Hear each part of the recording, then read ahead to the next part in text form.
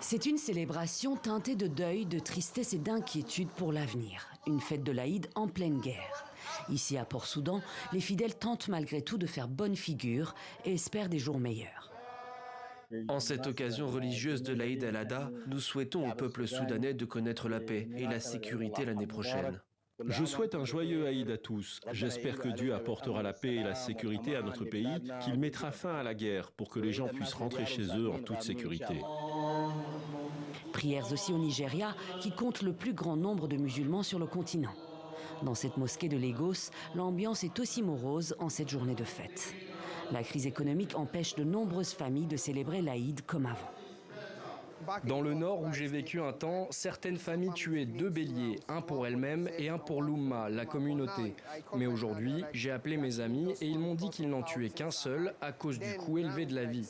Avant, les béliers coûtaient 50, 70 ou 100 000 Naira. Maintenant, il y en a qui coûtent près d'1 million de Naira. On se demande comment un Nigérian moyen peut se le permettre. L'inflation est très forte. Le coût de la vie est extrêmement élevé. Les gens tombent dans le seuil de pauvreté, ce qui n'est pas bon pour l'économie et le bien-être de nos concitoyens. Les fidèles se serrent la ceinture au Nigeria, mais aussi ailleurs sur le continent. En Côte d'Ivoire, où plus de 90% des moutons de la Tabaski sont importés du Sahel, les prix des bêtes ont explosé à cause des crises politico-économiques et de l'insécurité qui augmentent le temps et les coûts du transport.